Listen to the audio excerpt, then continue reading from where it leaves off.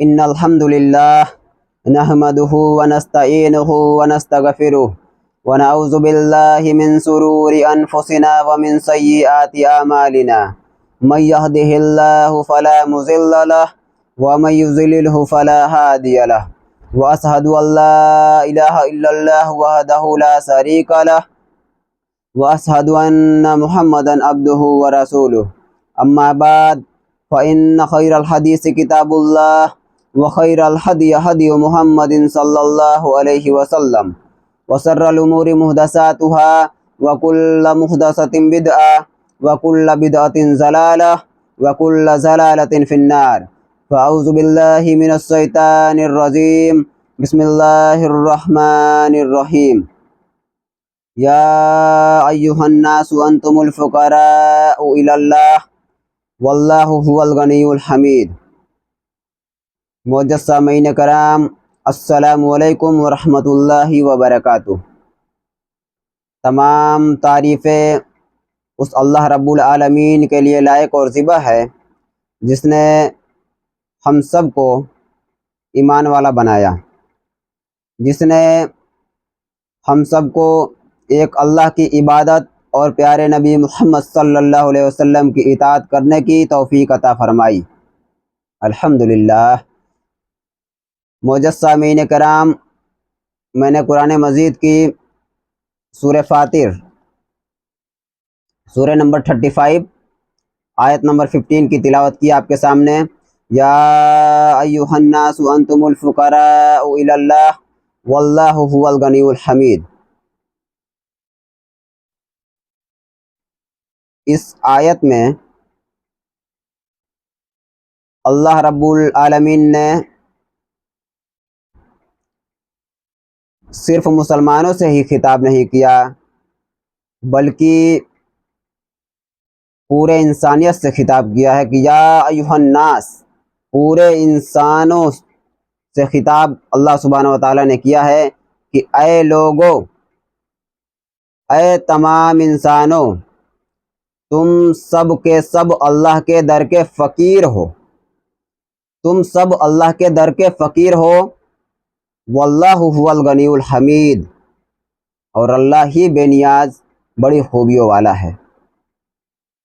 معزز سامعین کرام، اس ایک آیت پہ اگر ہم غور کریں تو یہ آیت انسان کی حقیقت بتلاتی ہے کہ تم جو کچھ بھی ہو، ہر قسم کی ڈگری حاصل کر لو، بڑے بڑے عہدے حاصل کر لو،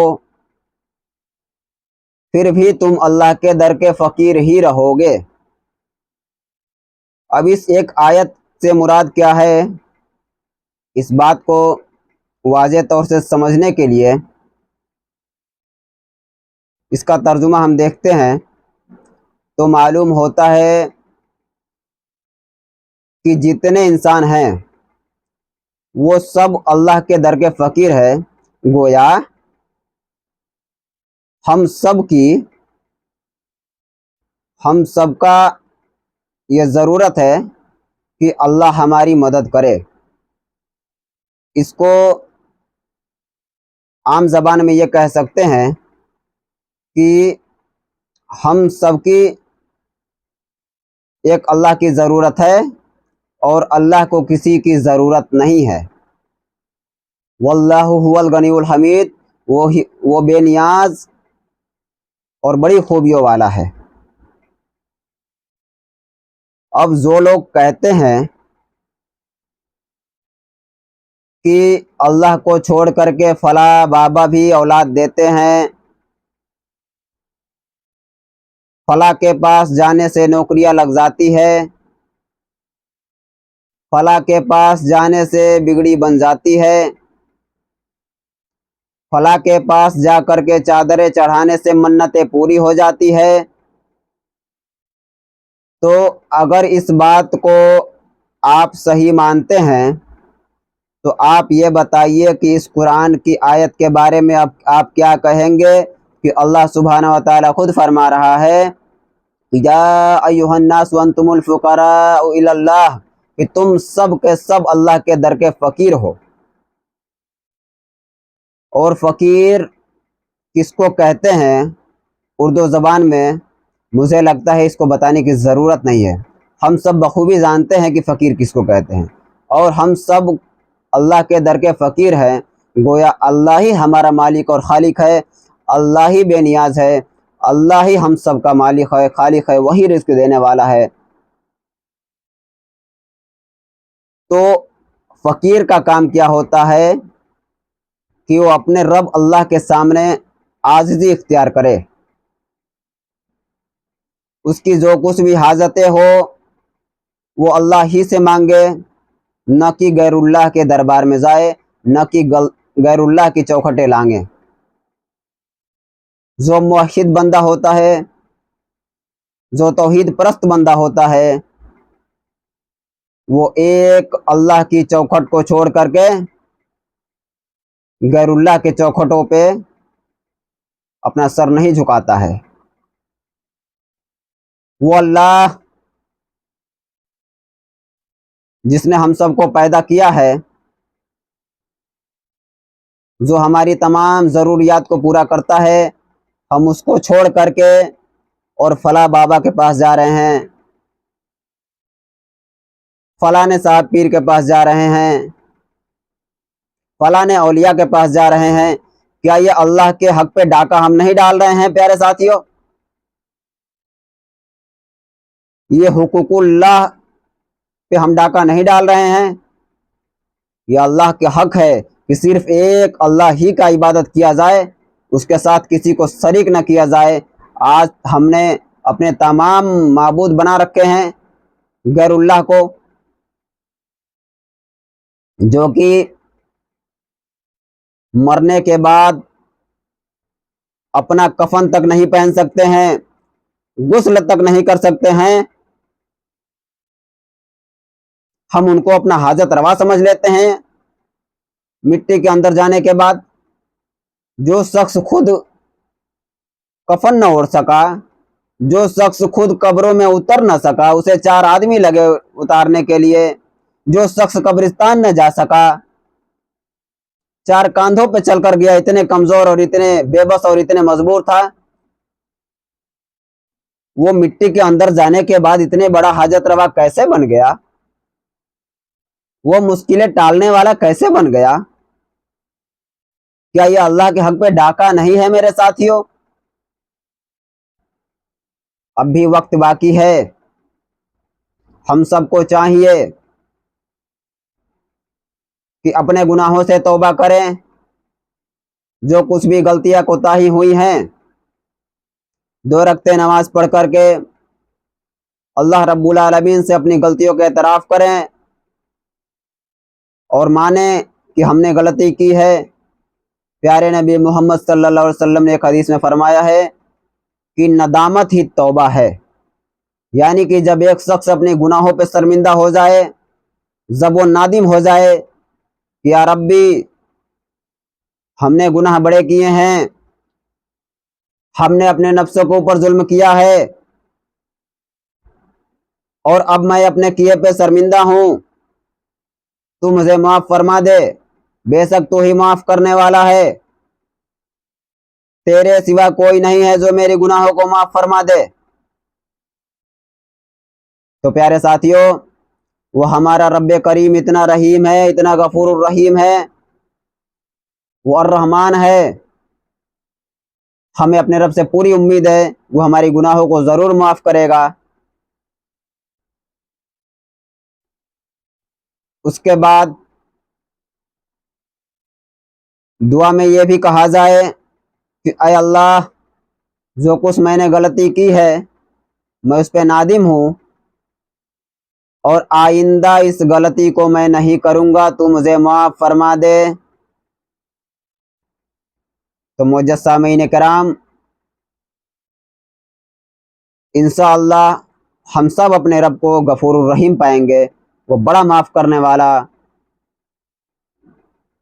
اور بہترین رزق دینے والا ہے۔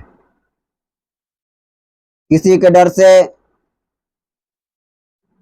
کسی کو خوش کرنے کے لیے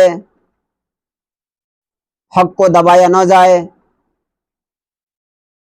حق غالب ہو کر رہے گا۔ وقتی طور پہ لوگ پریشان ضرور کرتے ہیں، آپ حق کو حق کہنے لگے، آپ اس بات کو جب لوگوں کو بتائیں گے، حق اور باطل میں فرق جب لوگوں کو آپ سمجھائیں گے تو لوگ آپ کی مخالفت کریں گے۔ لیکن یاد رکھنا پیارے ساتھیوں، جب آپ حق پہ جمے رہیں گے تو اس بات کو اچھی طریقہ سے سمجھ لیں کہ لوگ مخالفت تو کر سکتے ہیں لیکن آپ کا رب اللہ آپ کے ساتھ ہے۔ وہ خوب جانتا ہے، وہ آپ کے دلوں کو راز کو بھی جانتا ہے کہ آپ کی نیت کیا ہے۔ جب آپ کا نیت رضائے الہی ہے کہ ہم نے ایک اللہ کو راضی کرنے کے لیے اپنوں سے، رشتہ داروں سے، پڑوسیوں سے، اپنے خاندانوں سے، اپنے محلے اور برادریوں سے ہم نے رشتہ توڑا ہے صرف اس لیے کہ ہمارا رب ہم سے راضی ہو، قطع تعلق یعنی رشتہ داریوں کو توڑنا یہ اچھی بات نہیں ہے، یہ مناسب نہیں ہے کہ ایک شخص اپنے رشتہ داروں سے ناطا توڑے۔ لیکن یہی چیز لوگ جب اس کو مجبور کر رہے ہوں، جب اس کے پاس حق آ گیا اور صحیح دین اس کے پاس پہنچ گیا، کتاب و سنت کا علم اس کو ہو گیا، کتاب و سنت پہ وہ چلنے لگا، اب کتاب و سنت پہ چلنے کی وجہ سے جب اس کو لوگ پریشان کر رہے ہوں، لوگ اس کو ٹارگٹ کر رہے ہوں کہ تم دین کی باتیں کیوں کرتے ہو، تو ساتھیوں یاد رکھیں، یہاں پہ ایسے لوگوں کا ساتھ چھوڑا جا سکتا ہے جو آپ کو دین پہ عمل کرنے سے روک رہے ہو۔ اور ایک بات اور ذہن نشین کر لیں کہ جس کسی چیز کو بھی آپ اللہ کے لیے چھوڑتے ہیں تو اللہ سبحانہ و تعالی اس سے بہتر آپ کو عطا کرتا ہے۔ یہ اللہ کا بڑا شان ہے، یہ اللہ کا بڑا احسان ہے کہ اللہ اپنے بندوں کو ضائع نہیں کرتا ہے، اللہ اپنے بندوں کو ضائع نہیں کرتا ہے۔ وہی تو دلوں کے راز کو جانتا ہے کہ آپ نے کیا کیا ہے، کس کے لیے کیا ہے، کیسے کیا ہے۔ اس بات کو یاد رکھے ساتھیوں، اس آیت کو جو میں نے آپ کے سامنے پڑھی ہے، سورہ فاطر، سورہ نمبر 35، آیت نمبر 15، یا ایھا الناس انتم الفقراء الی اللہ واللہ هو الغنی الحمید، کہ تم سب کے سب اللہ کے در کے فقیر ہو اور اللہ ہی بے نیاز اور بڑی خوبیوں والا ہے۔ یہ ہماری حقیقت ہے، یہ ہماری سچائی ہے کہ ہم سب اللہ کے در کے فقیر ہیں۔ تو اب جو کوئی بھی آپ کو اللہ کی توحید سے بھٹکا کر کے اور لوگوں کی آستانے پہ اور لوگوں کی مزار پہ اور بزرگ کی اور اولیاء کے پاس جانے کے لیے بولتا ہے تو سمجھ جائیے کہ وہ آپ کو دھوکہ دے رہا ہے، وہ آپ کا رشتہ اللہ سے جو مضبوط بنا تھا وہ اس کو توڑنے کا کام کر رہا ہے، وہ شیطان ہے جو آپ کر کے آپ کو بہکا رہا ہے۔ اللہ سبحانہ و تعالیٰ سے دعا ہے، اللہ جب تک ہمیں زندہ رکھے اسلام پہ زندہ رکھے، جب ہم کو سب کا خاتمہ ہو تو ایمان پہ خاتمہ ہو۔ اے اللہ جب تک تو ہمیں زندہ رکھ تب تک ہم صرف تیری ہی عبادت کریں اور صرف تجھی سے مدد مانگے، تو ہمیں اس کی توفیق عطا فرما دے اور ہم سبھی مسلمان بھائیوں کو تو ہدایت عطا فرما دے اور کتاب اللہ اور پیارے نبی محمد صلی اللہ علیہ وسلم کے احادیث کے مطابق زندگی گزارنے کی توفیق عطا فرما دے۔ اللہ سبحانہ و تعالی ہمارے تمام نیک زائز تمناؤں کو اور دعاؤں کو قبول فرمائے، آمین یا رب العالمین۔